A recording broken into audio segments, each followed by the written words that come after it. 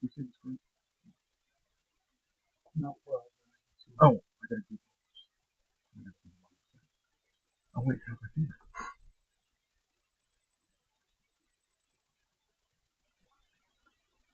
I'll do it in a second.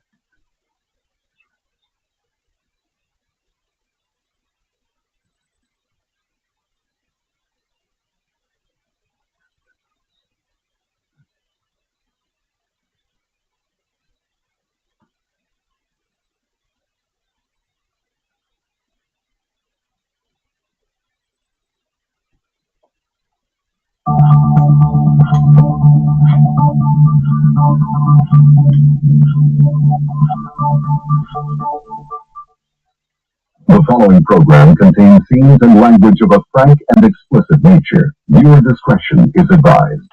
In 5, 4, 3, 2, live now. Don't know, Mike. I don't know what you're talking about. Hey, everybody. Fuck you. Elvin, you listening?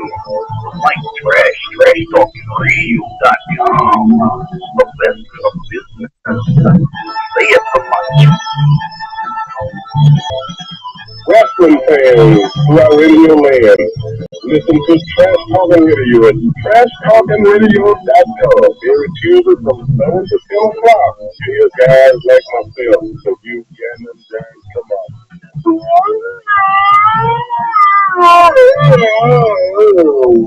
That's my face.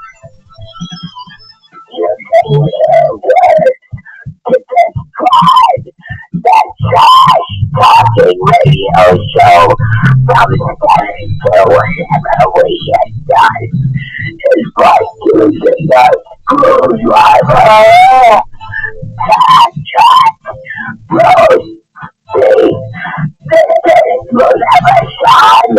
The other half of the rock and wrestling tradition. That's the trashy one and the loose one. Together forever.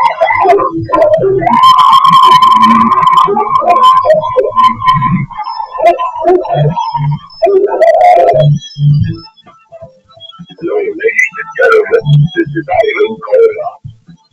I'm here to tell you about Mike Talking Trash. The trash, 7 to 10. Tuesday night, you got to listen in. It's the best around, the best in town. Mike Taylor, the animal, one half of the world that was taking the road with him.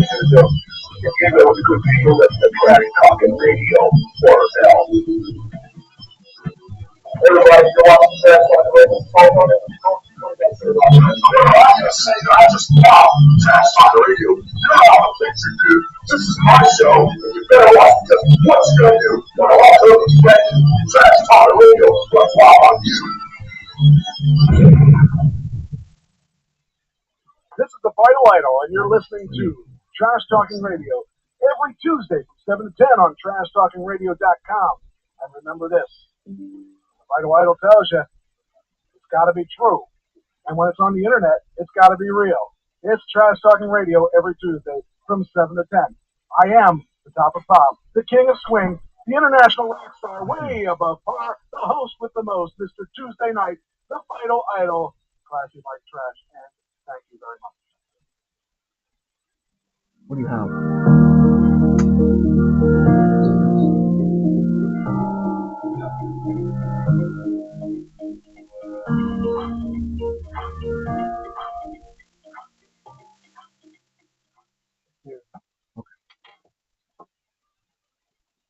All right, Trash Talking Radio Tuesday night. It's the best night of the week. And, oh boy, I'm having all kinds. Oh, something weird just happened. No, it's really weird. I got to figure this one out here now because I just lost one of our screens and I don't know how I'm going to get it back. Let's see here. So it's not that. Wait, one. Oh wait, this. Oh, it's right. It's right now, right? No, no, What do you got? I got all kinds of jumbo. So you don't have that. Nope. Huh. Let me try something. I'm afraid to try it again because I don't know what's going to happen. Maybe it should be this way. That should be it, right? Maybe it should be like this. Extend 3 and 4. No. Wait. No. What do you got? Trash talking. I think it looks like. Oh, looked like it was right. Yeah. Wait, Looks like here. why did this? You don't. Do you have that one? Yeah. Oh, okay. Now I just got to figure out why that one changed. That wasn't supposed to change. Oh, now it changed. Now Back. that. Darn it! Now I have the right idea. Now I just got to figure out why it changed. Extend 3 to 4. Okay, do that, and that. No, extend 3 to 4. Boom. And then I gotta, yeah, but then it switches. It's still, I can't get over to the other screen that I need to change it. Now it's gonna change back again. It's not very nice to me. Now it's got the wrong thing changed. Okay. Well, now it's going back because revert it back. It's got the right idea. It's just close. It's close. It's real close to what I want. So I just got to stop the other two from changing. All right, try this again. Extend 3 to 4. And then get over there. I can't get over there. I can't get over there. There's no way over there. There it is. Keep changes. I did. Wait. Okay, you got that. I got that. But I don't got. Which screen? You got that. That's what you're supposed to get. But that shouldn't be that. No, that's probably what they're watching. Let me see what they're watching.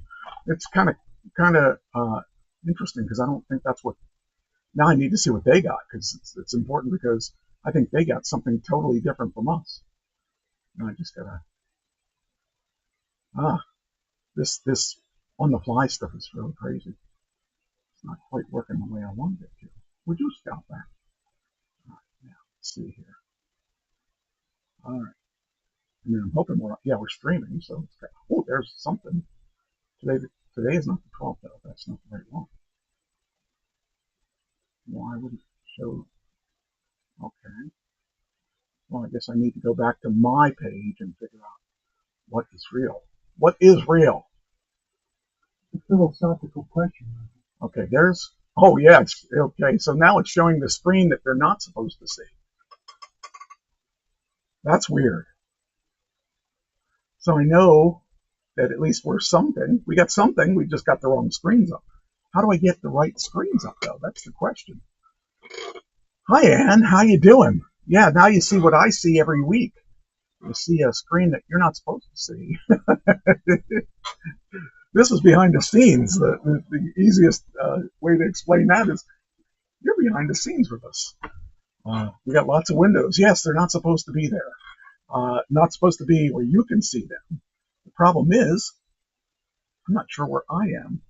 Okay, so you can probably, oh, you can't even see, oh, I'm probably behind. Okay, so I got to figure out how we can get the screen right in, well, now that I can see what she sees, it'll make it easier for me to do this. As you can see, Doug's in the, oh, well, you can't really see that. Oh, I didn't put us on. Well, let me put us on so that they can watch me fumble around and look stupid. Let's see, there's me, and there's Doug. Well, there's Doug. There's me. Okay, there you are. Hey, you look pretty good in there. You look like you belong there. You can't see that, but you do look like you belong there. The problem is we can't use the share that I use when you're far away because, I mean, I guess we could. I'd have to think about that. I don't know if I have enough resources to do what I want to do. But hey, what's new? I never have enough resources. That's something you can never have enough. Now you get to see a backside. You get to see the background of what I look at every time we have a show. Problem is, I got to figure out how to get it back to what it's supposed to be because that's not what it's supposed to be. Let's hit this. Okay, there we are. So the 3 and 4, but we need to change that. We got to figure out how to do it, how to switch you over to. I don't know which one's which. I mean, I don't know which one that is. That must be 2. Oh, I wonder if that. It shouldn't know, because wait, that one with that one are one. Oh, that. See, this is one of those weird things that when I look at it, it shouldn't be this. It should be 2 and 4. I think that's what it is. Duplicate 2 and 4. How do I unduplicate this? Let's see. Can we? Let's see. How do we do this? How do we do this? Show only 3. Keep the changes. Show only 4. Wait. Yeah. Okay. And keep changes. Now I got. Oh. Well, I'm really confused as to what I'm doing. I don't want to duplicate those anymore. How do I unduplicate them? Extend. Let's do that. That's probably it. Oh, hey, that's good. That's what we want. Extend it. There we go. Now everything is back where it belongs. Except I'm not. Except you're not, but I'm trying to think. That's 3. So this has got to be 3 and 4, but 3 and 4 didn't come out the way it should. 3 and 4 came out really weird.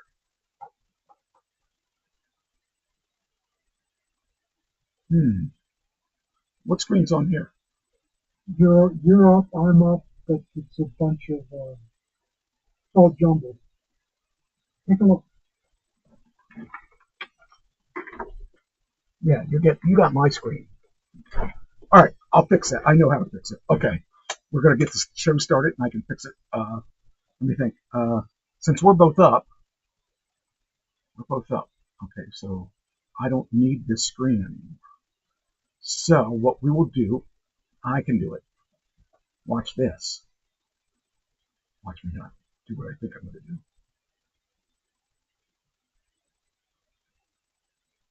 Didn't work. How do I do that? I know I can do that. Which display are we? Huh. Now I forget how to do it.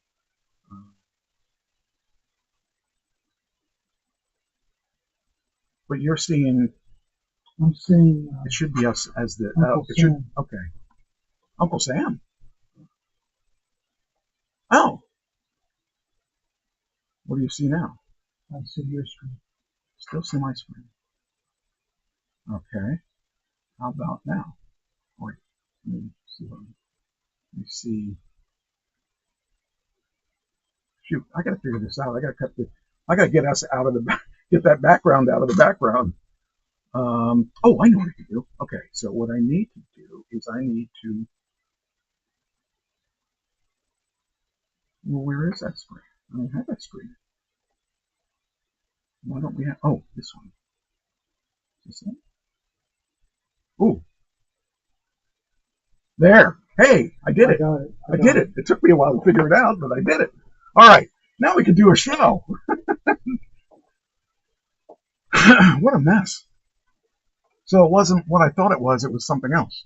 All right, now. You should be okay now. We should be okay. All right, now let's see. What was I going to do? Oh, we start the show now. The things I do for a show. Man, the thing I was trying to figure out, there's a way I can do my screen to a full screen.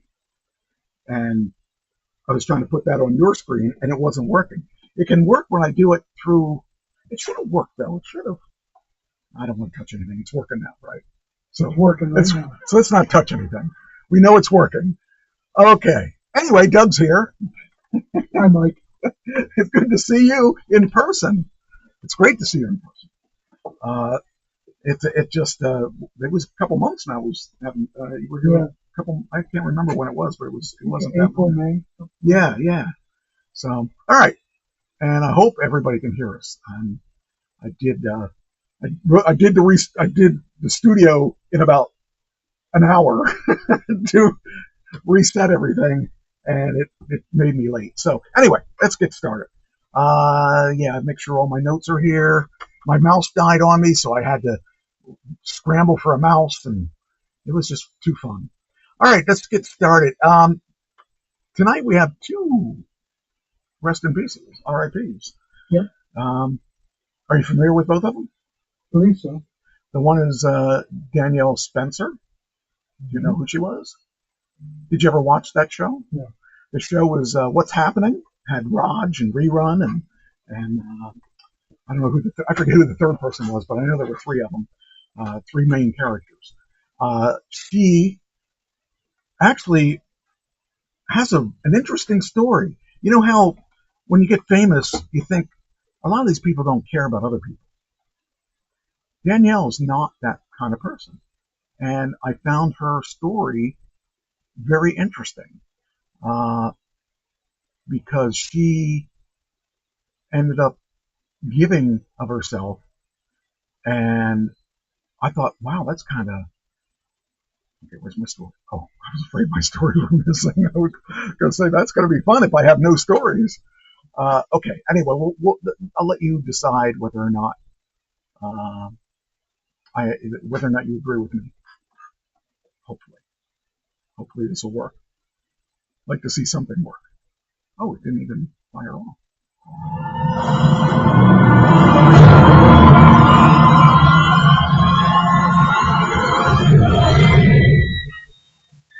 Obituary, Danielle Spencer, 1965 to 2025. Beloved D of What's Happening, veterinarian, author, and resilient humanitarian. Born June 24, 1965 in Trenton, New Jersey. Died August 11, 2025, Richmond, Virginia, age 60, following a courageous battle with cancer. Career and highlights. Early stardom on What's Happening. Danielle Spencer rose to fame as the precocious and witty Dee Thomas on ABC's What's Happening? 1976 to 1979. Beloved for her iconic line, "Ooh, I'm gonna tell Mama." She reprised the role in the syndicated sequel, What's Happening Now? 1985 to 1988. Early in her career, she survived a devastating 1977 car accident that claimed her stepfather's life and left her in a 3-week coma. Yet she returned to acting soon after recovery. Education and veterinary career. After stepping away from Hollywood, Spencer dedicated herself to animal care, earning a doctorate in veterinary medicine from Tuskegee University in 1993 after undergraduate studies at UCLA and UC Davis. She practiced veterinary medicine in California before relocating to Richmond, Virginia in 2014 to be closer to her family. She also brought her expertise to screen in As Good as It Gets, 1997, where she played a veterinarian. Challenges and resilience. The 1977 tragedy caused her to be partially paralyzed for a time. She persevered through rehabilitation and returned to the screen. Diagnosed with breast cancer in 2014, she underwent a double mastectomy. In 2018, she faced emergency brain surgery to address bleeding caused by long-standing injuries. Despite severe health battles, she remained optimistic. A GoFundMe campaign helped offset medical costs, reflecting community support for her fight. Legacy beyond the screen. Danielle excelled in multiple arenas: performer, healer, author, and advocate. In 2011, she published Through the Fire, Journal of a Child Star, candidly recounting her journey, trials, and triumphs. She made history in 2014 as the first child actor inducted into the Smithsonian's National Museum of African American History and Culture, cementing her legacy in African American television history. Tributes and personal remembrances. Haywood Nelson, Dwayne, honored her as a brilliant, loving, positive, pragmatic warrior. Ernest Lee Thomas, Raj, shared heartbreak over her passing, reflecting on a 49-year friendship and saying, "No more suffering for my baby sister, Dr. Danielle Spencer." Her brother Jeremy Pelf, a jazz musician, remembered her as a protector, auntie, artist, and eternal optimist. Holly Robinson Peete, a childhood friend, praised Spencer's flawless comedic timing and unforgettable presence. Final tribute. Danielle Spencer embodied kindness, creativity, and tenacity. From her debut as the Bee to her second career healing animals and advocating for their welfare, she inspired countless individuals across Hollywood and beyond. Though cancer claimed her body on August 11, 2025, Dr. D lives on in laughter, empathy, and strength. May she rest in peace, forever cherished as both a cultural icon and a real-life hero. That was really sad that she died so young. To me, it was just, I never realized that she had, that she was a veterinarian then too. Doctor. Doctor. Yes. Doctor. She went on to do bigger things than acting could have ever done. You know, taking care of animals and stuff. What a tragic life though. She had that accident in '77 that almost claimed her life, and then she had the cancer and the mastectomy, and then she had brain cancer. Man, once that cancer hits you, it just keeps coming. It was really sad. But I remember watching that show. I used to love that show because it was just a stupid comedy, you know.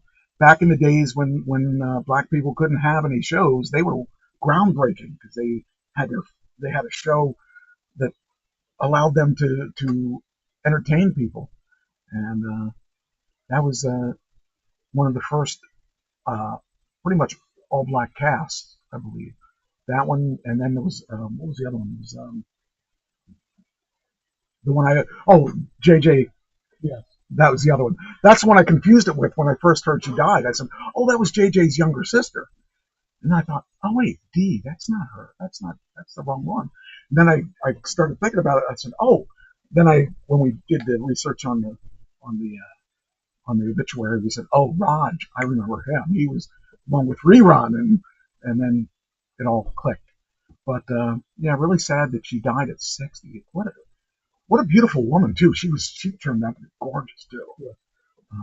This next person, you may not know him, or you might know him. Do you know who he is? Oh, okay. I thought, okay. The other, let me find his thing here. All right.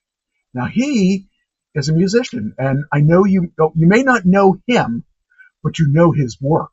How about that? I'll say it that way. Bobby Whitlock. You know who he is? No. He was in a small band with some no-name guys like Eric Clapton. Oh, yeah? Yeah, called Derek and the Dominoes. Derek and the Dominoes. And he's known for a little song that was out called Layla. Yeah. Actually, he's known for a lot more stuff than this research I did on him opened my eyes to a lot of stuff. This guy was really, I never really knew who he was. And I saw this stuff, and he did a lot of stuff. He was involved behind the scenes in a lot of stuff too. He was a keyboard player, and he also played guitar, but he's known for his keyboard player. But Layla was he was part of the Layla people. I mean, he actually was involved in co-writing that song. So he wasn't just a player on that. He actually is a writer on that. So here's Bobby Whitlock. Hopefully.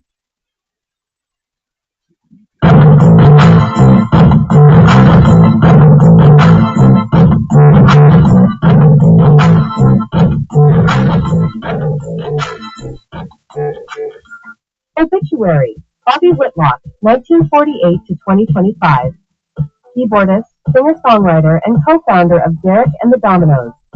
Born March 18, 1948, Memphis, Tennessee. Died August 10, 2025, age 77, after a battle with cancer, Vine Road. Early life and musical roots. Bobby Whitlock was raised in Memphis, Tennessee, immersed in the rich soul and gospel traditions of the South Coast. His first major step into music came as the first white artist signed to Stax Records, where he played alongside legends like Sam and Dave, Booker T and the MGs, and Isaac Hayes. Derek and the Dominoes. In 1970, Whitlock co-founded Derek and the Dominoes with Eric Clapton, Carl Roeder, and Jim Gordon. Their only studio album, Layla and Other Assorted Love Songs, 1970, became one of the defining rock albums of all time, featuring Whitlock's soulful vocals, organ, and songwriting. He co-wrote classics like Bell Bottom Blues and Keep On Growing, cementing his influence in rock history. The iconic Layla, so associated with Clapton, was also deeply shaped by Whitlock's musical fingerprints, solo career and collaboration. After Derek and the Dominoes dissolved, Whitlock launched a solo career with albums like Bobby Whitlock, 1972, and Raw Velvet, 1972, showcasing his soulful blend of rock, gospel, and blues. He collaborated with George Harrison on All Things Must Pass, 1970, and with other greats including Delaney and Bonnie, Dr. John, and members of the Rolling Stones. Despite stepping out of the limelight for much of the 1980s and 1990s, his music continued to inspire generations of rock, soul, and blues musicians. Fun fact and legacy. He was known for his fiery, gospel-influenced voice, often compared to Southern church singers. Whitlock's organ and piano playing gave Derek and the Dominoes their unmistakable soulful depth. His personal memoirs and interviews revealed his struggles and triumphs, offering insight into the wild world of rock in the 1970s. In later years, he became a respected elder statesman of rock, with fans often calling him the soul of Derek and the Dominoes. Final tribute. Bobby Whitlock's journey was one of resilience, creativity, and soul. From Memphis gospel halls to London recording studios, from Stax Records to rock immortality, his music touched millions. As co-writer and performer of songs that will never fade, Whitlock leaves behind a legacy of passion, grit, and timeless artistry. His voice and keys live forever in the grooves of Layla and other assorted love songs, and in the hearts of music lovers around the world. Rest in peace, Bobby Whitlock. Your music will echo on. So there you go. That was pretty cool. I mean, that guy had a lot of influence, and he was like one of the few guys that can honestly say that he got the. Well, first he was the first white artist on an all-black label. That was pretty cool. Stax, Stax, I think it was the name of the. I think it was Stax, and he married his I guess the girlfriend that he met through music, and they stayed together through the rest of their lives. In music, especially in music, but it's hard enough in regular life, in civilian life, if you will. but yeah, he had a pretty interesting story, and I really found him. I didn't know who he was till he died. I mean, unfortunately, my buddy Rich knew who he was, and I was like, really? Okay. I felt really stupid because I didn't know who he was, but once I read his profile, I said, oh, okay, that's who he is. By the way, did you notice we had 2 new voices? Yes. Those are 2 brand new voices, and so we got some new staff, if you will. New staff. And AI staff. yes, that's right.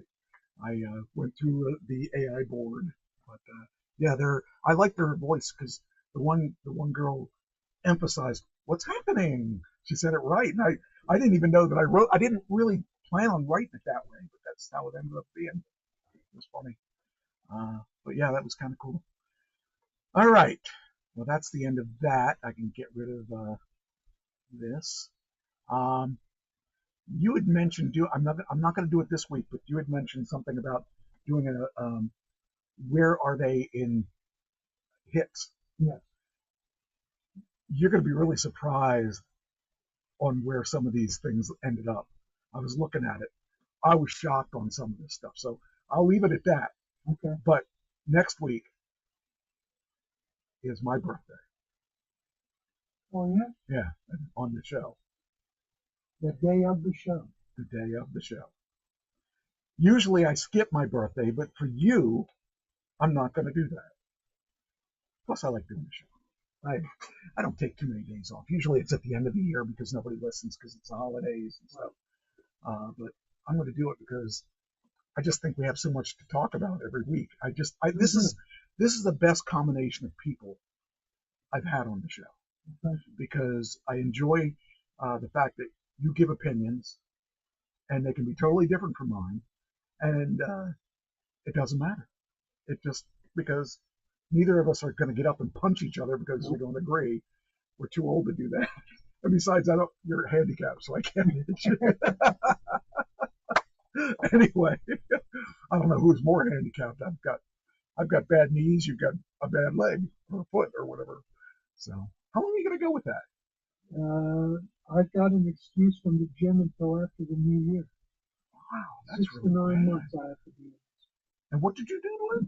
I broke the 5th metatarsal. It was a small crack. After 10 weeks in the boot, it became a big crack. Oh, wow. And now they're trying to stimulate bone growth. If this doesn't work, it's surgery. Wow. But the bone stimulator I'm wearing, I have to wear for 6 to 9 months. Wow. That's sad. It'll be a year because it happened in February. Yeah. So I'll be messing with this thing for a calendar year. Jeez. They don't want to do surgery because I have diabetes. Oh. Okay. Healing. That makes sense. They don't want to do the surgery. Wow. They could fix it like this. Yeah. But with my diabetes, it may not heal. And then I lose the foot. So, I will put up with this. Yes, I would. And it's my left foot. I can drive. Yes, that's good. There are some blessings. Yes, there are. Give you an update on my car. How about that? Okay. So my lease is up at the end of October, and I have a couple options. And Tesla's option is they really want me to lease another car, and I said I don't want to lease another car. They said, well, how about buy a car? I said, well, I don't really want to buy it. I said I'd buy my car, but then they gave me a price that I thought was really too much. Because I found, okay, so they gave me $72 to buy my lease. Now keep in mind, I've been paying $1,680 a month for 3 years. You'd think that would be a little bit lower than that, wouldn't you? Yeah. It's not. So so I said, well, okay, that's a little high. I got to see what else is out there. So I looked out, and I've been looking at Lucid. Lucid has a really beautiful car. I could lease if I wanted to lease. I can lease a car that's worth the same value as my Tesla for $850 a month. Well, that's a no-brainer. Yeah, that's a pretty good deal. And I'm thinking, I might do that. And I'm sitting here and I'm thinking, nah, maybe I'll do that. Then I thought, let's see what else. So I looked on Tesla's site, and they sell my car, newer car. Well, okay, so they have some deals going right now because everybody's scrambling because the rebates are gone soon. At the end of October, rebates are gone. So everybody's trying to make sales, and Elon has to make up for being in the government because he screwed himself because nobody was buying. So they have deals. And I said that one thing I would be interested in is unlimited charging for free. And of course, full self-driving, because I like that. I use it all the time. Whenever I drive, especially long distance, I use that because there's no fatigue there. Well, they're giving away, if you buy a Model X, full self-driving and full self-driving and unlimited charging if you buy a Model X. And it's $102,000 or something like that. Which, to be honest with you, isn't a bad deal, but I have a problem with it.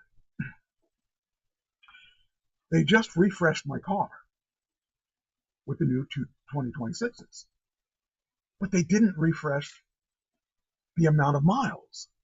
In other words, if I bought another 2026, the mileage I would get is the same as or a couple more, just a little bit of, like, when I originally got this one, it was 354.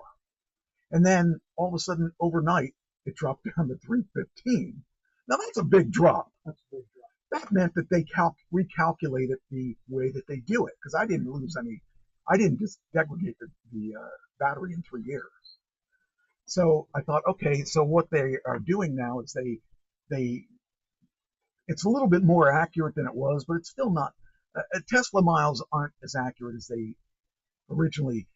They exaggerated a little bit. I mean, if you're going 40 miles an hour, yeah, you're probably going to get that mileage. But in the meantime, I found out that the Lucid gets the Lucid car that's 850 gets 500 miles to the charge, and that's pretty real, give or take 20%. That's pretty enticing when you think about that.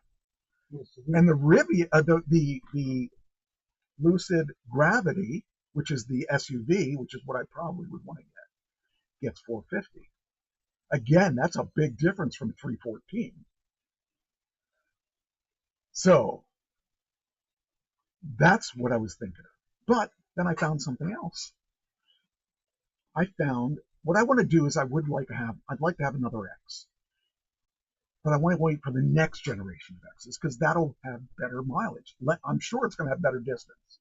I will tell you in all honesty that the way that Lucid is getting it is they have a larger battery. So I want to wait till they get the new batteries, the ones that are the SSD batteries, the solid state batteries, because they're going to charge faster, they're going to be longer, they'll charge deeper, and so you can basically charge up.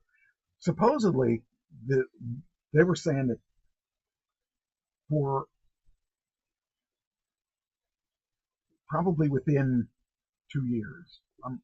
Now they may exaggerate, but let's say you could get 1,600 miles to the charge. wow. That's what I'm hearing from these SSDs. Now that's not even the best part. How long do you think it would take to get 1,600 miles charged? Hours. 5 minutes. Wow.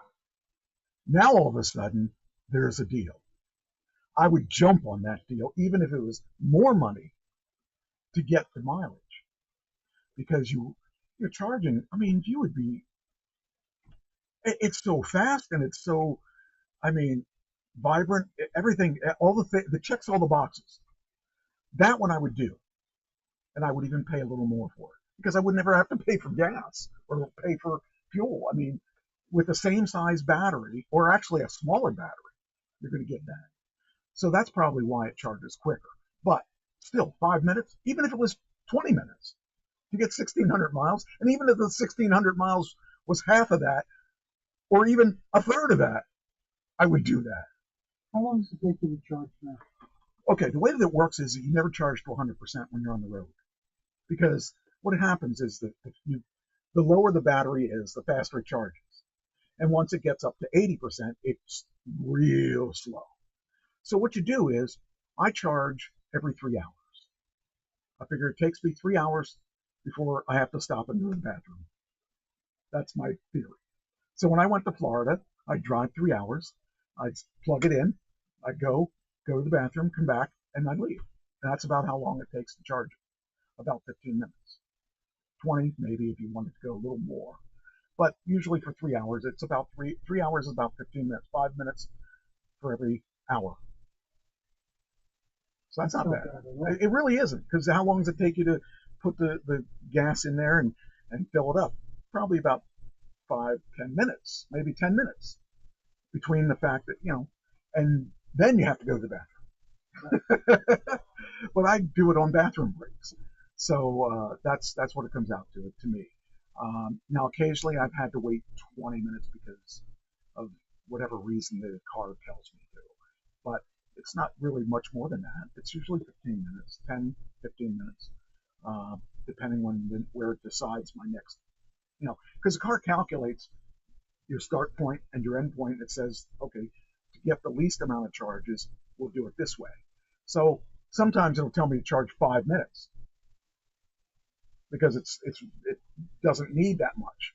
Sometimes it'll tell me to charge 20 minutes. So when you're doing an EV, when you're doing a car with gas, you just fill it up. When you're doing an EV, it doesn't really work that way because you don't have to fill it up. You don't want to fill it up. You don't want to go to the max because first off, the last 20%, last 10% takes for a long time because of the way that it has to slow the charge down because you don't want to overcharge your battery. So the hotter the charge gets, the worse it is on the battery. So you don't want to charge it to 100%. And besides, if you were regenerating electric, which you do with electric car, it takes when I let off the electric, when I let off the power, you'll feel it when it tries to slow the car down. And it's not slowing the car down. It's not the brakes. It's a regenerative thing. It's taking and it's recycling the energy. So if you recycled the energy and you were at 90%, you have a chance of blowing the battery out. Not in general, that's not the case, but you do. You heat the battery up when you do that. So my first car, I didn't understand that, but after I got the first car and realized, oh, that's why it's like that, then I stopped doing it. So that's why I'm telling you this car is in good shape, because I watched the battery. And the one we bought is also like that. You saw the blue one out there. That's the one I bought for her. Pretty cool. It's a really nice car, and I got it for 30 grand. That's full self-driving. 30 grand. You'd buy that for 30 grand, wouldn't you? Yes. Absolutely. And they're out there. There are lots of them out there for 30 grand. Well, not 30 grand, but they're close. You can get one for 35, 40. Not necessarily full self-driving, but yeah. I got that one that has full self-driving, and the reason I got it is if I don't have a car after my lease is up, I drive that until I find one. I think I'll find one. Oh, so here's where my decision is lying right now. I found a car. Exactly same year, same color, and it's got the same mileage. I don't know how it could possibly. The only thing it doesn't have is full self-driving, and they want 46,000. But not full self-driving. 8,000 more than I can get full self-driving. Versus 72. The exact same car. It's actually probably in better shape than my car. Because I've got issues with my car where the seats ripped and they weren't supposed to rip, and just kind of weird things happen. But what would you do? All of a sudden, that 46,000 sounds pretty good. Yeah, it does. Compared to a brand new. Or even the 72 for buying my existing one. And in their own Tesla page, they have them for about 60 something for my car, for a car like mine. So it would have been roughly 65 to get my car from them, from not buying my car, but buying one of their cars like my car. So if they would have dropped that down to like that 60 something, I wouldn't have looked anymore. I would have said, I'll just take it. But now I had to look, and now I see other things out there that make me want to maybe get the other car. So now I'm thinking I'm going to go to Texas and drive that car back. Because at that price, I'm not going to lose. It's a pretty good deal. So the guy's waiting on you? No, right. The Tesla guy, I told him yesterday, I had a conversation with him, and he said, well, the new cars, I said, yeah, but you don't understand. You're not listening to what I'm saying. What I want is range. If you're going to get me a new car, get me more range. You're not getting, well, it has more range. I said, no, it doesn't. 50 miles is not more range. Because that's not real range. And I said that, where I'm looking, when I'm talking about range, I'm talking about lucid range, like 500. By the way, Chevy has an EV pickup, which got 1,200 miles to the charge. Now, they ran that truck 25 miles an hour. So it's not really realistic, real-world mileage. So, but still, it did better than my car does. So when I look at it, I definitely want to stick with EV. I'd like to stick with Tesla because I like Tesla, and I put the charger in my house. But I could get an adapter if I got another car.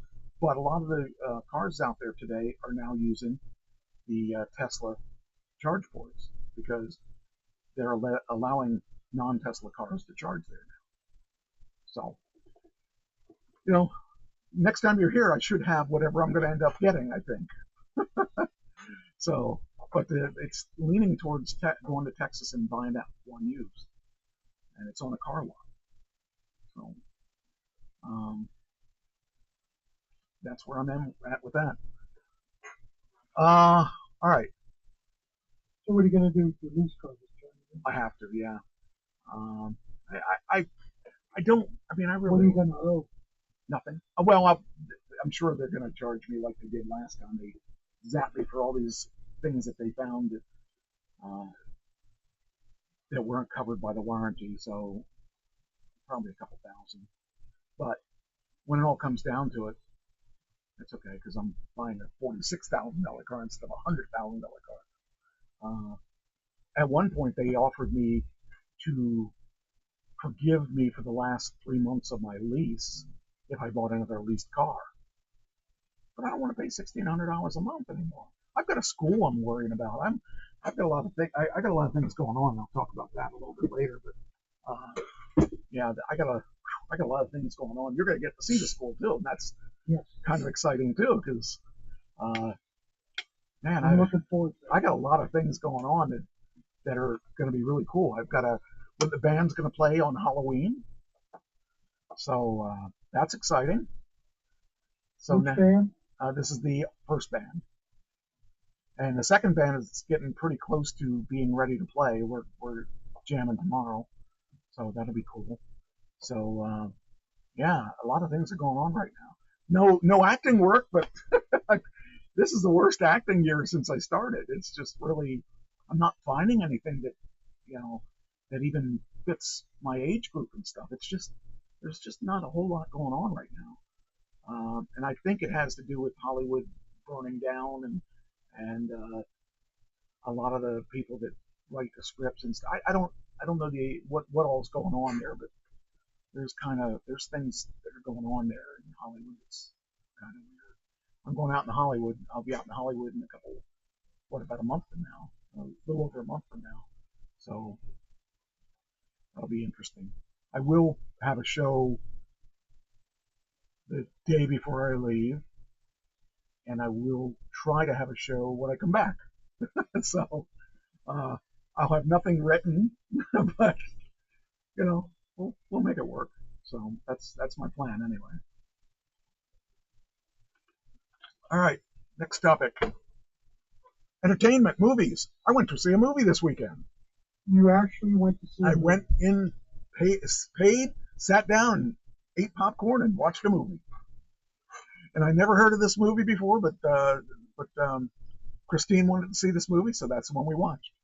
It's a movie called Weapons. Really bizarre movie, but I liked it.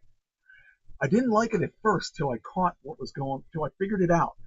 Figured out because it was a really strange movie. It was a movie about a teacher who had a class that didn't show up for school one day except for one student. They all just disappeared. The parents didn't know where they were. Nothing. They just disappeared. And we followed the teacher so far, and then they started over again. Then we followed one of the cops. Then it started over again. I didn't realize it started over again. I thought, well, this is weird. And like they were thinking that the teacher did the problem, stole the kids.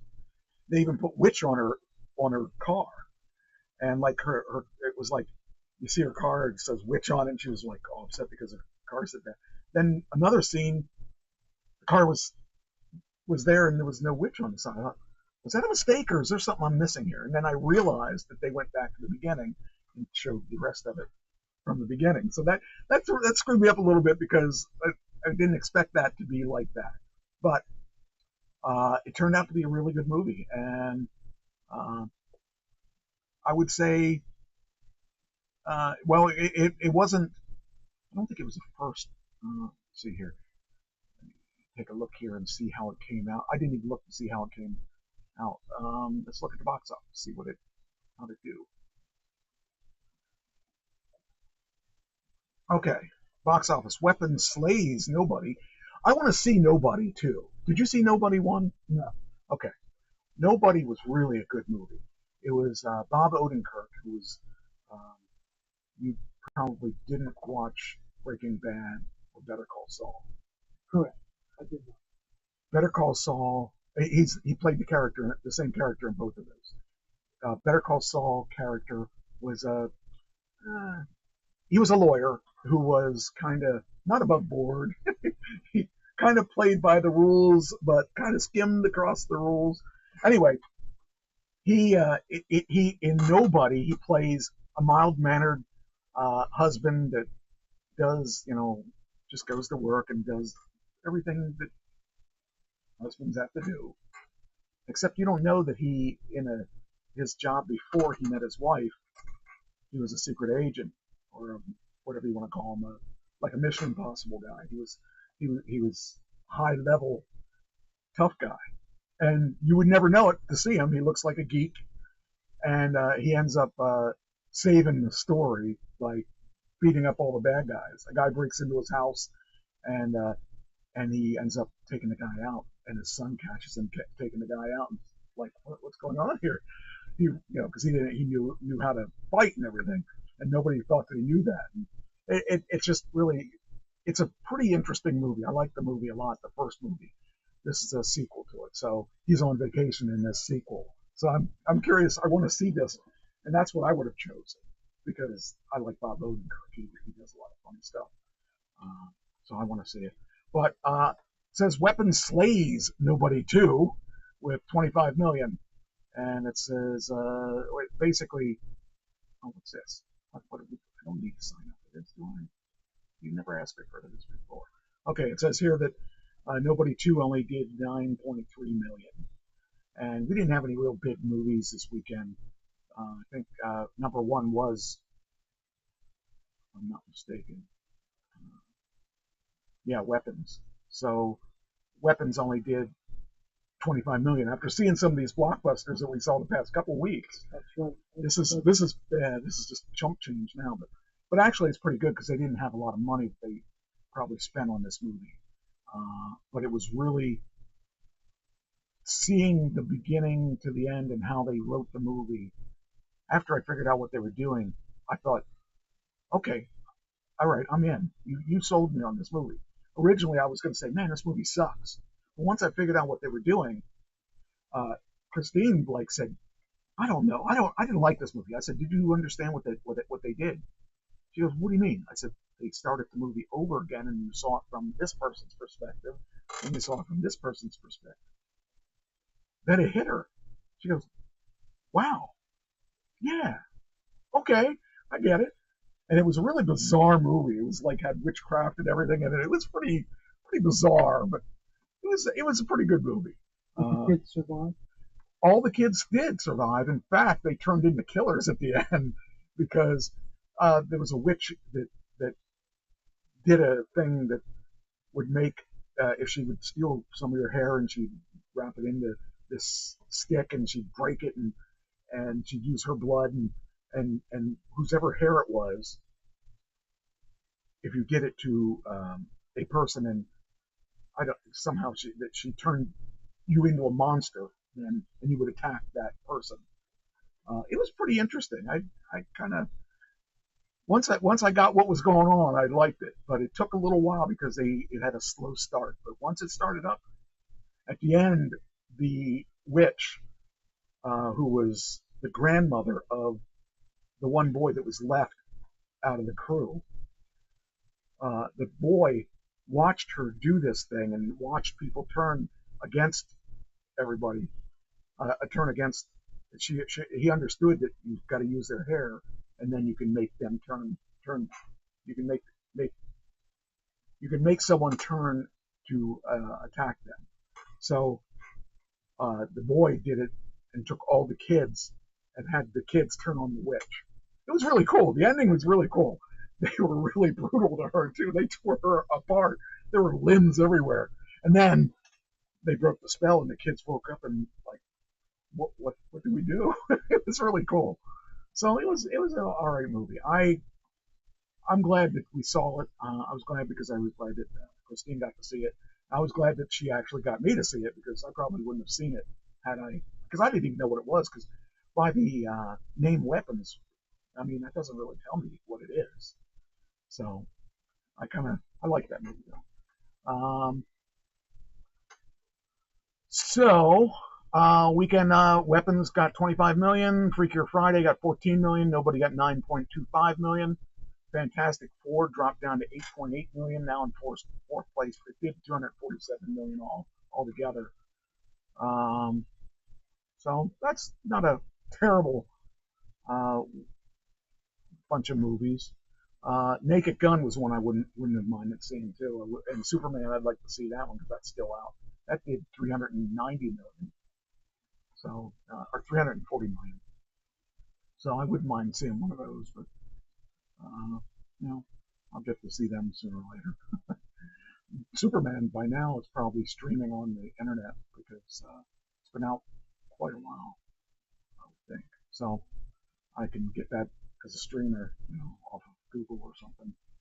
So, but that's not bad, not bad. I could handle those. Then over to entertainment.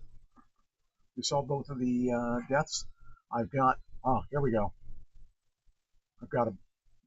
You're gonna hate this part because this is the part that because we get audience participation in this one. This is the birthdays. Well, a bunch of favorite part of the show. A bunch of these, so I expect you to get a couple of these right or close. So we'll start out with Jennifer Lawrence. Oh no, we'll start out with Danny Bonaducci. Danny. I know him. Partridge Family. I would say 79. Way off. Really? Yeah. Keep in mind, he was on TV when he was like 12 or 14. Probably 14. And that was in the 70s. Because I wanted to be him. He played bass in the Partridge Family. 66. So, I actually had him on the show. Really? Yeah. He was on the show. He was pretty good on the show too. He wasn't afraid to tell me stories. He told me stories about it when him and David Cassidy stole the bus and took it for a ride. They got in all kinds of trouble for it. He was telling me, let's see, he told me some pretty cool stories. I wish I had those tapes because there was a lot of good stories. But yeah, he told me that, and he told me, I'm trying to think some of the other stories he told me, but he was all right. I didn't know what I was going to get when I asked him to be on the show, but I was glad he came on. And I don't know if I had him once or twice, but I know I had him at least once. So that was cool. And then he became a DJ, and he had a talk show for a while. So I seem to have influenced a lot of people to get talk shows. There you go. So yeah, that's all right. That was the one. Jennifer Lawrence. I'm going to show her right now. She was in Hunger Games. She was in Hunger Games 1, Hunger Games 2, Hunger Games 3, and a couple other things. I've seen her in a couple things, like the only thing I remember her for is Hunger Games. Beautiful. 52. How much? 52. 35. You meant 53. You meant 35. That's what you meant. Ben Affleck. I'm going to go 55. Yeah, you'll be all right there. He's 53. He's Batman. This one you may not know the name, but you should know who he is. Kevin Tighe. He was on Emergency, or was it Emergency? No, it was in the 70s. There was what was the name of that show? It was not Emergency. He was a firefighter in the 70s. Him and his partner. Let's see if there's any pictures of him and his partner. This is a good picture of him. You should probably remember it. Yeah. Okay. He was here we go. That was his partner. But they were like, I want to say they were fire people, I think. Firemen. Either that, yeah, I'm pretty sure it was firemen. Either that or cops. They weren't cops, because that would have been. Yeah, I think they were EMTs. Did you watch any TV in No. the 70s? Yeah, I didn't think you did. But anyway, that's he is 81. That gives you an idea how old he is. You see, I mean, how long he's been in the business. Steve Martin. I should know this.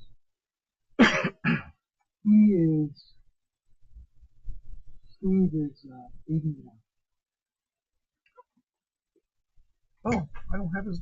Oh, hold on. I don't have his. I don't have it. We'll find out in a second here. I think he is somewhere around there. That 80. Yeah, yeah. I couldn't. I thought I wrote it down. I forgot to write it down. Magic Johnson. How about that? Magic, who everybody thought was going to be dead. Yeah. Tell me about it. I don't understand, but Uh, I guess if you have money, you stay alive. yeah, I guess you did. You can afford all the treatment. Well, he could be one of the reasons they have the treatment because he had a lot of money he could throw around. I don't know. I'm going to say 75. No, you're nowhere close. He is 65, I think. This is another one I didn't write the name. He is. Where's that? Why don't you have it up here? He was born in 59. All right, so he's 66. 66. There it is. Then we got Halle Berry. Oh, I know all these people, but I know. I just saw her picture today. Who is her boyfriend? Good question. Basketball player. Really? Okay. I didn't know that. That's probably him. I just saw her picture. Probably him. I'm going to say 57. You're gonna say no. She is 60, 59. 59. I thought she was 60, but here 59. 66. Great. Yeah, she does. She does. I hope I age well like that when I get that age. Robert Redford. Robert, he's old. He is old. I don't even know if the abacus goes up that big. 89. You got it right on the nose. Wow. You probably don't know this next one, but I do, and that she has a good story. Caitlin Olsen, and it's not one of the Olsen twins. Okay. But I don't know if you'll recognize her. She's been in other things, but what she's been in was groundbreaking. She was in It's Always Sunny in Philadelphia. Oh, okay. But she's also been in other things. But she met her husband on that show, and her husband wrote that show. That's her husband. Now, he plays a gay guy in It's Always Sunny in Philadelphia, so I wouldn't have guessed that was him and her when I found out that those two were married. And they bought a bar in Philadelphia that they used to film out of, and I guess they just went out of business. They actually were running the bar in Philadelphia, and they just shut the doors during COVID. But anyway, I like her. She plays a ditzy character in that movie or in that TV show, but I really like her.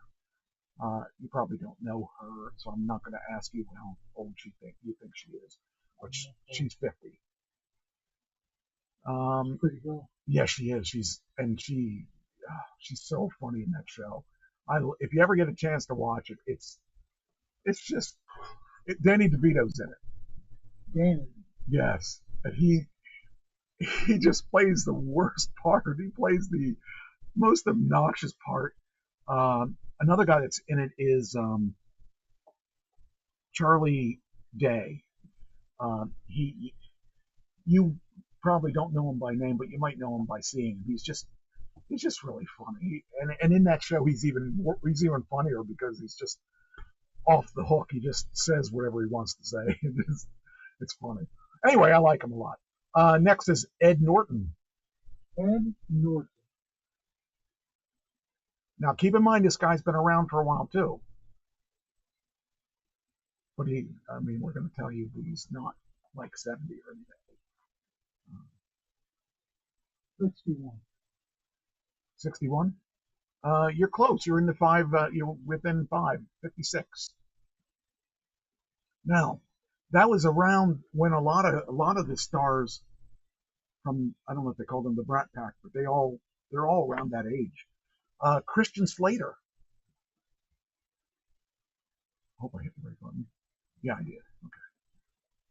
I'm going to say 55. 56.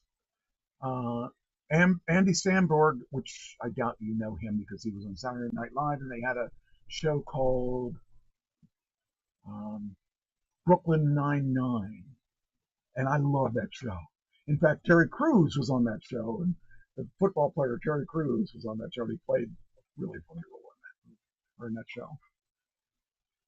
I have no idea. 47. Madeline Stowe, which I don't know why I left her on here because I can't name one thing she did. I meant to take her off, but since I already pushed it, I can't really unpush it. I'm thinking you don't know who she is, so I'm gonna give that to you. 67. She looks good if she's 67 because I don't see a picture here that looks like a 67-year-old. I think this is probably closest to 67, but she's a beautiful woman. You know, the women when we were kids. Oh, that's something I wanted to do. I wonder if I did that. I saw a video. I hope I did it. I think I was going to do it, and if I didn't do it, I'll do it for next week. The video was showing what 50-year-olds looked like 50 years ago versus what they look like now. That was a cool video. I hope I took it. I think I was talking about it, and I don't know if I added the video or not, but it was a really good video because like Mrs. Howe on Gilligan's Island, she was only like 46 or something like that. She was like 80 in the TV show. Yeah. She's not. And the thing is, I said, well, how could they have aged that much? And they said that in this video, it's because back then they tanned, they smoked, they drank a lot, and they just aged quickly. Some of these people, like one of the guys, I want to say it was Dick Van Dyke Show or not Dick, Andy Griffith Show. Like Aunt B was only like 46. And she looked like she was 80. I mean, it was something like that. I don't know the exact numbers, but they showed her and they said, this is her, and this is someone today at this age, or what she was supposed to be versus what she was. And I was shocked by the ages that they were because they were looking ancient, but they weren't ancient. It was a good video. I hope I put it in here. Okay, next one. Did I say Dennis Leary? No, Dennis Leary. Hold on, he'll come up. There we go. He's been around for a long time. He was a firefighter in Boston, and he became an actor. And he still gives money to the Boston Fire Company. I have no idea. He has been around a little while. He's 68. Next one, I think you know him. Plus, they come from a long. Oh yeah, plastic surgery. Yes, that's correct. Jonathan Frakes. Do you know who he is? No. Do you watch The Next Generation? Star Trek Next Generation? Yeah. He was the first officer. Oh, Jonathan. Okay. Let's see. He would be 71. You're really close. 73. All right. Two more. Kevin Dillon. Now, you know who Matt Dillon is. It's his younger brother. Kevin Dillon was in, he had bit parts and things. He was in Entourage on HBO, along with some other things. He usually played a bad guy, though. He has his bad guy look there. That's the bad guy look with the goatee and stuff. There's his brother. His brother was much more popular. Anyway, he is 60, And lastly, and I know you know who he is, but I don't know that you know how old he is, John Stamos. He was on one of the sitcoms that was stupid. He plays drums for the Beach Boys. Really? Yeah.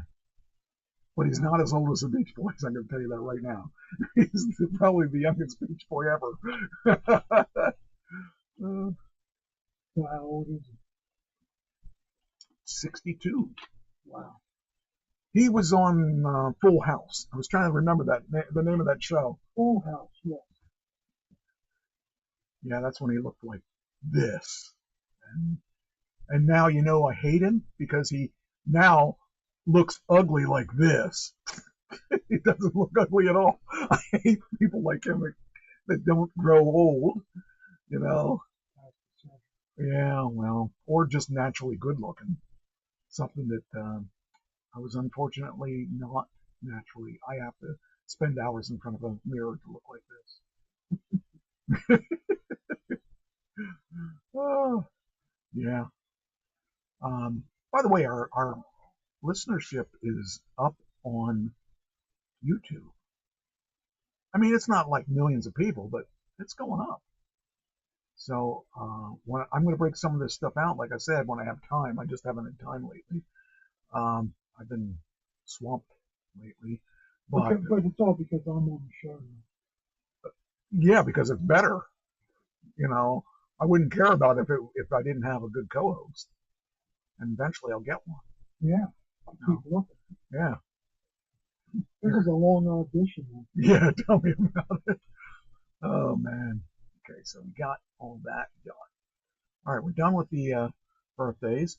Let me see if I put that video in here by chance. I have a feeling I didn't, but I want to, because I think that would be a good topic to see these people versus people today the same age. I'm amazed at how they look. Well, you remember I Love Lucy. We have Ethel and Fred. They showed them too. Ethel and Fred were a lot younger than you think they were. That was one of the things that I thought. Wow, Doug would like this because seeing all that. Okay, do you remember? I think I may have talked about. I may not have talked about this. I think I might have talked about this. Daryl Hall and John Oates were in a feud. Oates wanted to sell his half of publishing to somebody and get out of it, and John didn't want to do it. Okay, I have an update on that. Let me see. Here we go. They ended it in legal arbitration, and the move comes 2 years after Hall sued Oates over his intent to sell half of their joint venture to Primary Wave. So he wanted to sell the catalog, and Daryl Hall said, "No, you're not going to sell the catalog." So the Hall suit against Oates is ended in arbitration, meaning there are no details, but I would imagine there's money involved. Yeah.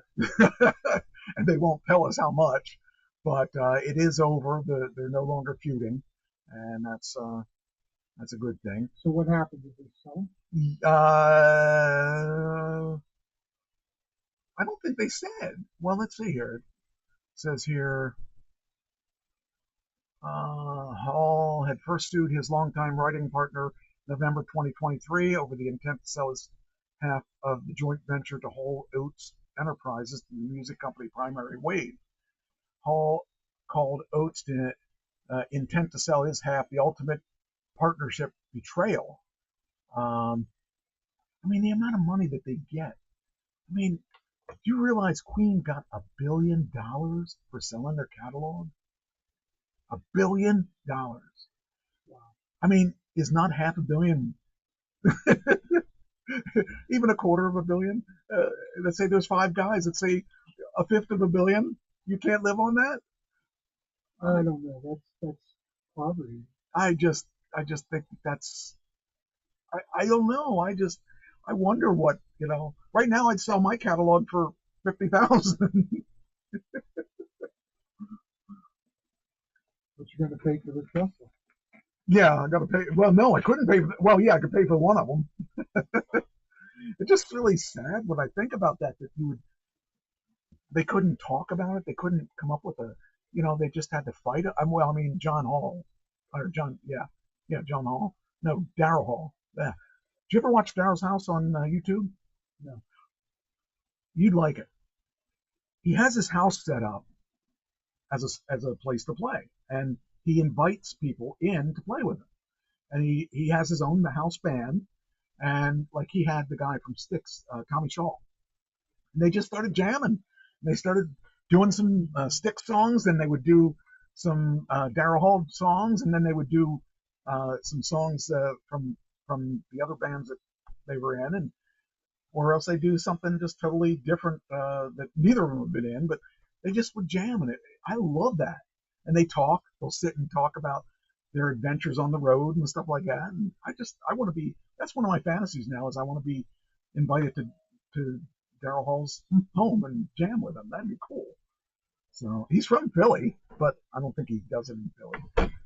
But it's a really cool show. It's every time I get a chance, I watch it, and he's had some pretty cool guests on.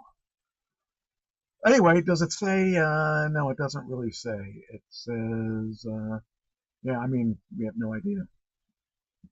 But that's money exchanged hands somewhere. Yes, somewhere. By the way, this is our. This girl here is Tony's my partner, Tony's daughter. She's like 14 or something like that. So what we're going to do is we're going to offer a chance at children's parties that we're going to offer them to rent the building, and we'll put on wrestling and stuff for a kids show, for a family show, and we're going to give them a chance to do the ring entrance if they want to do. That's cool. And that's what we did. I'll be showing that as soon as I get it done. I have the footage now. I just got to sit down and finish it. But she was our model. She did a Rhea Ripley entry. Okay. So I can't use Rhea Ripley's music because we're not authorized, but I can write a song for it. So it's kind of cool. She did a good job though. And then last week she had a friend that she brought, and they did a tag team thing where they came out as a tag team, and I filmed that last week too. So we'll have some footage that we can show on a website that, hey, here's what if you rent our place, this is what we have to offer you. So it's kind of a neat little thing. Pretty cool. Yeah. All right. So this is the Hall & Oates thing. So that's done. And next we have well, that belongs in the. Hold on, I gotta move this to another section. This is not belong there, and I don't want to forget to say that, but that doesn't belong there. It belongs here. It belongs in segment 2 or 3 or whatever segment we're on. Let's see that goes here.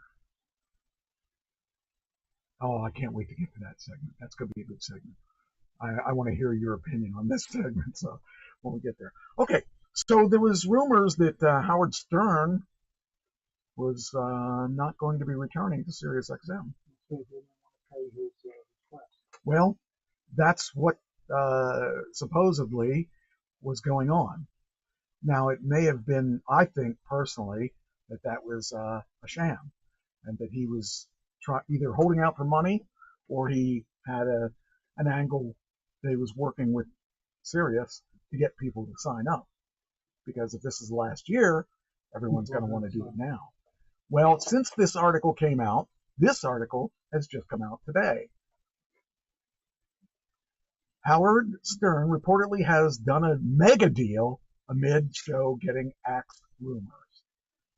So, whatever he did, yeah, he's going to get big money. Well, you figure he's like 71, 72. He's got to be like thinking of wrapping it up. And, deservedly he should.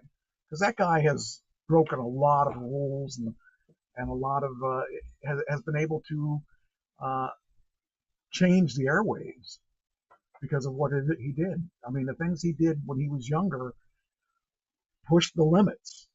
And he doesn't do that now. I've listened to the stuff he does now, and he's really mellowed out a lot.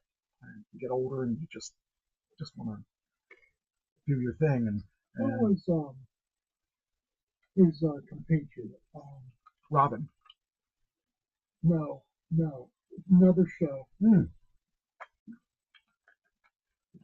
The one that likes him or doesn't like him. I can't remember. There's Bubba the Love Sponge that likes him and kisses his butt all the time. And then there was who was the guy that got kicked off the air?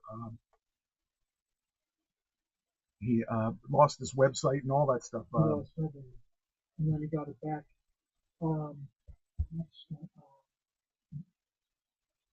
I can't remember. The guy that He called a nappy. That's the guy I'm thinking of. Yeah, I can't think of his name. Nappy-headed. He called a black. Yes, I hated him. He was like the most obnoxious. And Stern used to work for him as an intern. Oh, really? Yeah, and they didn't get along at all. So, and then he did like, that guy had the morning show, Stern had the afternoon show, and Stern used to make fun of him and all kinds of people were making fun. I know who you're talking about. Don Imus, yeah. Yeah, he didn't like Imus, and Imus didn't like him. He tried to get along with Imus, but Imus was apparently a jerk. Not that Stern wasn't, because Stern is known for being a jerk too. But yeah, that was yeah. But anyway, I think he's going to be okay. I think he's going to be. I think he'll probably be able to buy a Tesla if he wants to. He doesn't drive though. He has someone drive him. Must be nice. No, I like having in my car. I think I deleted too much. Yeah, I did. Okay, I can delete that. All right. Then we got. This is strange. I got to bring this up to show it to you. Did you watch Saw? Did you ever see Saw? No. Did you ever see this guy? He's in the Saw movies. Anyway, this is a Pennsylvania thing. This bridge, which looks like a bridge I've seen in Camp Hill. See if they have it here that I can show it better. Oh, here it is. So this, somebody started putting this poster of the guy from Saw on the bridge. And what it says is, maybe you'll fit, maybe you won't under the bridge, because this is a low bridge. It's 11 foot. And a lot of trucks try to go under it and get derailed. And so people got upset because somebody put up a sign with him saying, maybe you'll fit, maybe you won't.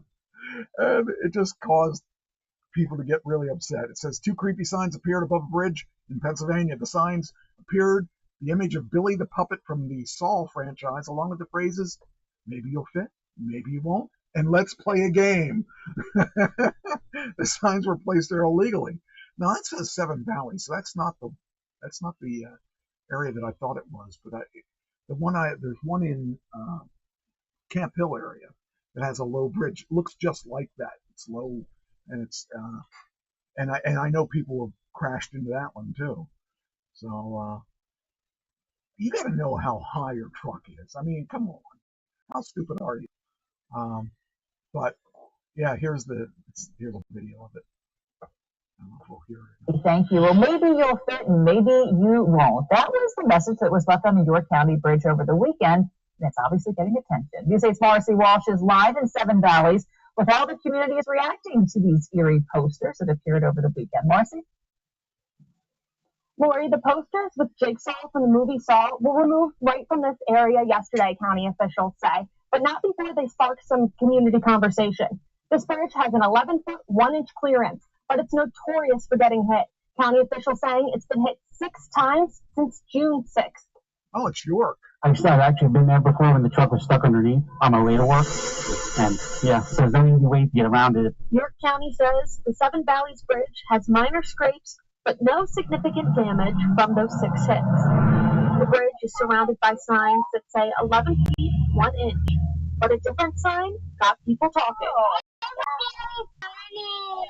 It looked like a big crowd, and the sign was about The poster was about that big, and they had one right up here at the step, and on the other side they hung it from the top of the rail trail. A York County spokesperson says the sign was placed there illegally. Say the county is continuing to explore options for enhancing. The option to enhance it is just let the sign doesn't hurt anybody. If anything, I think they should just leave the sign there, and they should find who has done the sign and give them something for it. I mean, to me, that's genius. But there are people that are really upset about it and are going to make a big fuss about it, and instead of just laughing like it should be. But I don't see anything wrong with it. I think it's funny. But if they saw somebody or had a chance to get them, they would probably put them in trouble and cause them, instead of laughing. Safety at the bridge and support. And it didn't do any harm to the bridge, and it didn't do any harm to them. Hey, my puppy's here. Hey, puppy, what are you doing? There's a show going on here, and you're not part of it.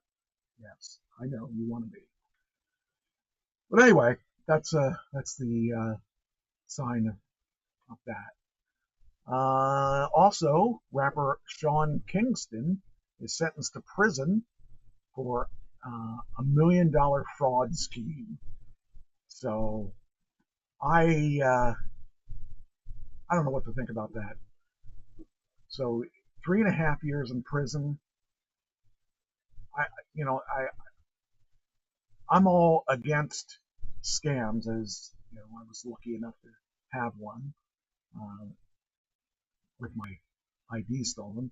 But rapper Sean Kingston was sentenced to 3.5 years prison on Friday after being convicted of $1 million fraud scheme in South Florida.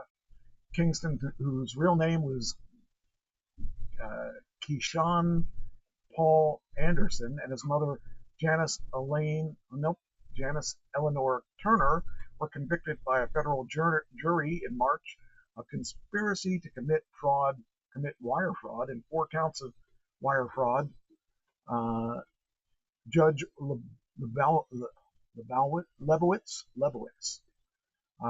Judge Lebowitz sentenced Turner last month to 5 years in prison, but Kingston's sentencing was rescheduled for Friday. The rapper apologized to the judge and said he'd learned from his actions.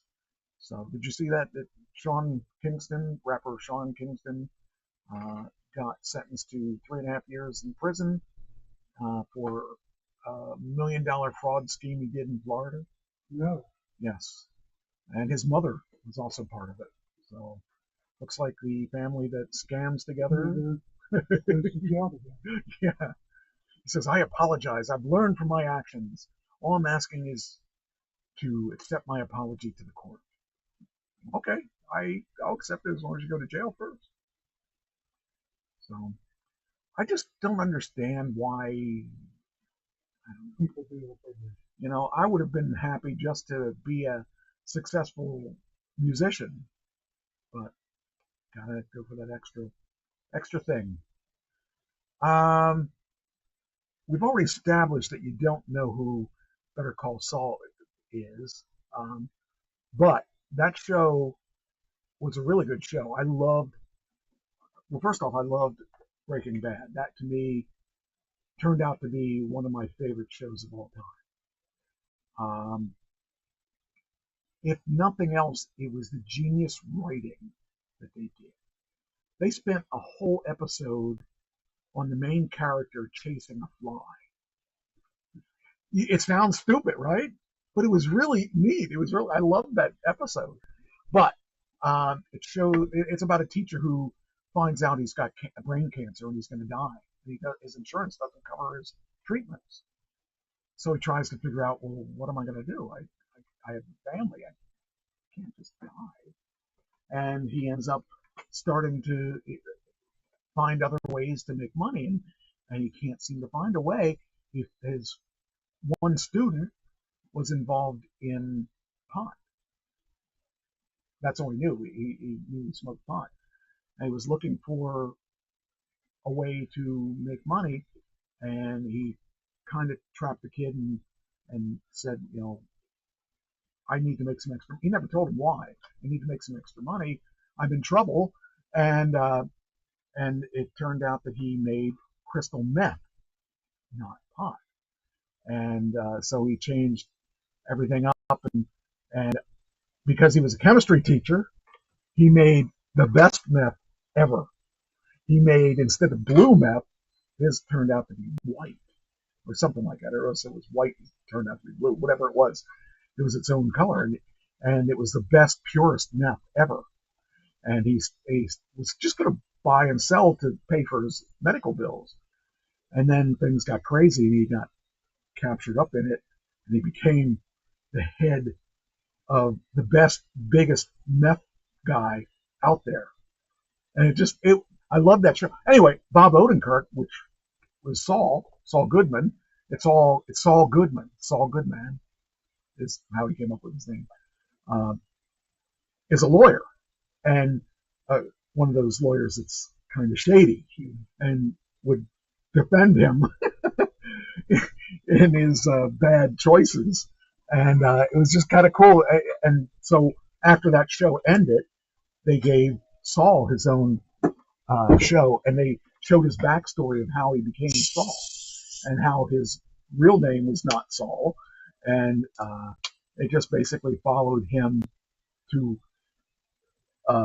from before Breaking Bad through Breaking Bad, and then you get to see what happens next.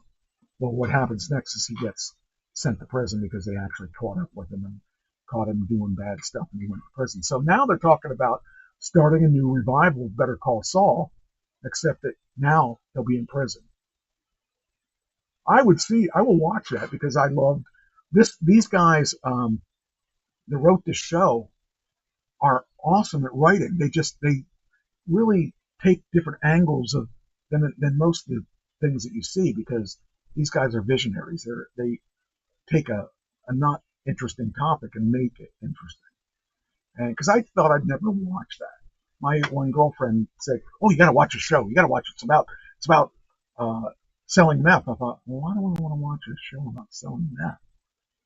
And I kept saying, I don't understand. And I started watching it, and I thought, wow, the angles that they filmed this at, and the production, and all of a sudden it became really a fascinating show to me. And it was interesting because him being a teacher, he was smarter than most people, and he could think his way out of situations. Like one time he disappeared and his wife couldn't find him for a couple days. Well, he couldn't be found because he was in another country. He was negotiating with the drug lords in Mexico. And when he came back, he had to come up with a reason why he disappeared. And he used his cancer as a reason. And he forgot who he was and went crazy and stripped down naked in a convenience store and was running around like a crazy guy and got arrested. And he said, I don't remember any of this. He was smart. And I loved what he did. I liked what they did with it. So it was just kind of a neat little show because the way they wrote it. Not that it was about meth, because I'm not really into meth, but it was really a pretty interesting show. And then Better Call Saul, you find out why he was a corrupt lawyer. And it turns out that his brother abused him, and his brother was a lawyer, and they never took him seriously as a lawyer, and they kept holding him back till he decided to do something on his own, and it ended up that was the best way to make money, and he was good at it. So I love that show. So I would say if you weren't a pastor, you might like that show. Or working in a drug rehab. Yeah, that's true. That might teach you things. Yes. Yeah, it's educational. Yeah, that's it. Sharon Stone is in the news. So apparently they're going to do Basic Instinct again. Okay. And she talks about they're going to make an anti-woke reboot of this. So in other words, the crossing of the legs probably won't be in it, because that would be too woke. So after all, it says here, Sharon Stone doesn't think much of the plan to reboot her most famous movie, Basic Instinct. After all, Basic Instinct 2 released in... Oh, was there a 2? I didn't know that. Released in 2006 with her reprising the role of the murderous novelist Catherine Trammell, earned crushing reviews from critics and audiences alike. It earned just $5.9 million in the U.S. box office compared to the 92 original, which did $117 million.